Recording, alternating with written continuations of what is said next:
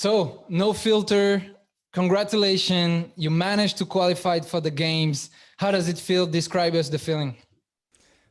It's amazing. I think I don't even have words in Portuguese, let alone speak in English. But it's like you lift a huge rock from your back. The adrenaline just goes down, and I feel like I could die right now with no energy. But if they tell me that I have another fight to secure the games, I know I'll be ready. So that's the kind of the chip hasn't clicked yet. For sure. Well, it's such a joy for us to watch you qualified. You're the definition of, a classy fighter. Old guy. You can say old guy. I don't mind. We spoke in Europe and you said, look, the experience is going to pay. All these young athletes are coming in, but I'm going to show you that the experience is going to pay.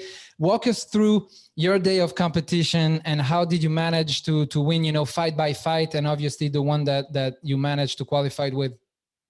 I think you just gave the answer. It was to just go fight by fight. I knew that what the end result could be, but I also knew that if I just focused on the quota, I wouldn't do my best. So I knew that each fight was the decisive fight. Each point was the decisive point.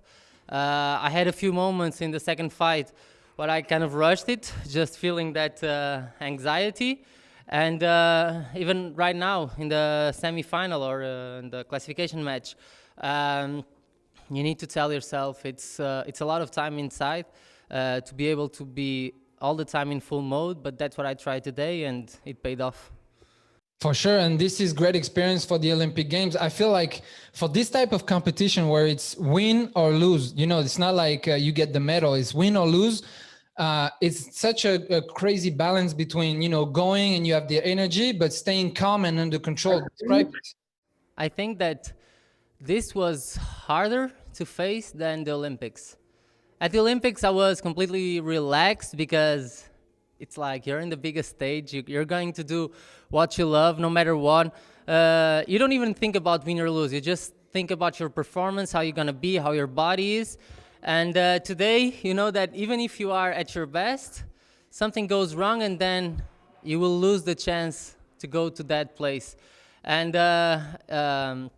like our lives as athletes, unfortunately, are defined by the medals, by the going to the Olympics and whatnot.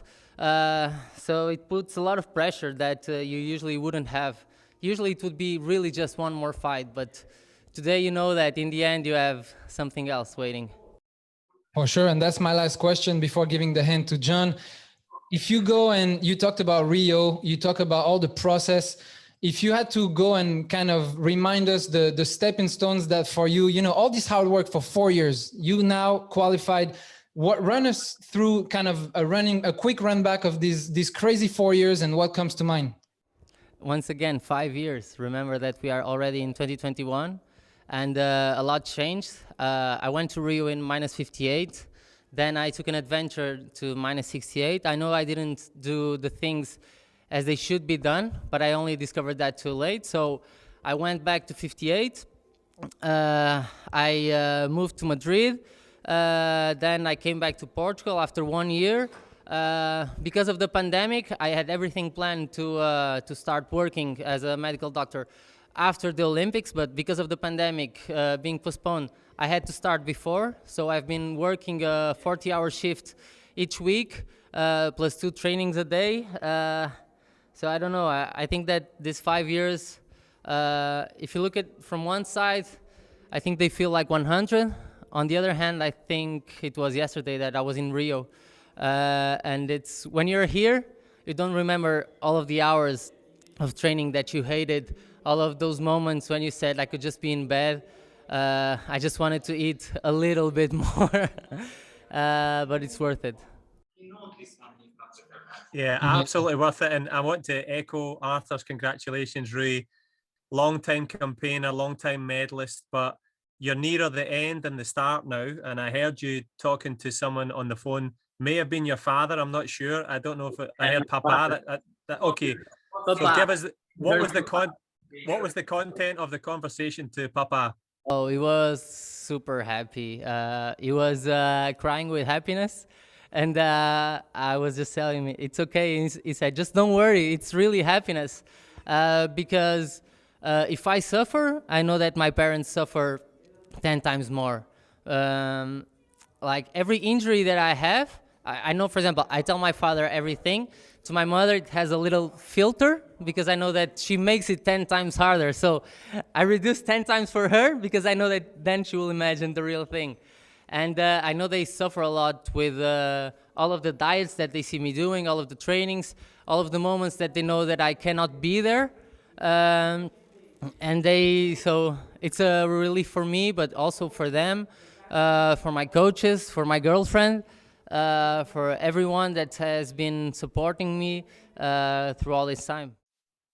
Well, fantastic to hear that family support and that, celebration and the emotion behind it. But also you said Rio felt like yesterday.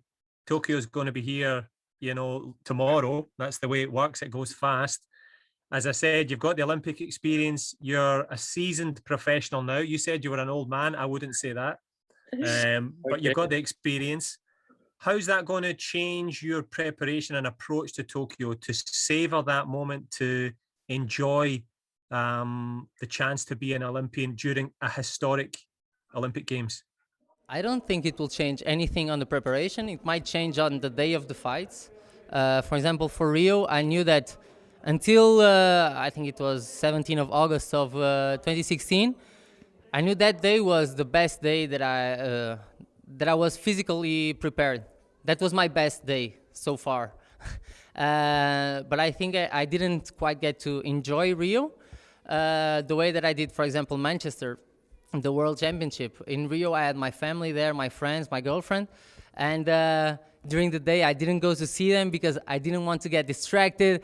Oh, no, it's one more day, it's one more fight, it's the stage of your dreams.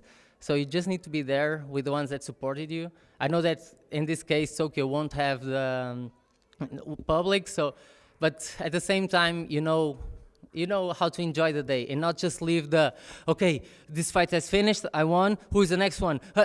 No, just relax, enjoy. It's the Olympics, it's a party. So just enjoy it, and that way you can see, for example, Abu Gaush, the -6A Olympic champion, you can see the smile on his face all day, 4 fights, smiling, doing things that no one would dare to do in a world championship, let alone in the Olympics. And that's how you win, I think.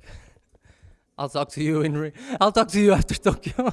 Yeah, we'll be ready with the next interview. We hope you can fight with that freedom and also have the relaxation now, because you've done it. Double Olympian, Rui Braganca. Well done. Thank you very much. Congratulations, man.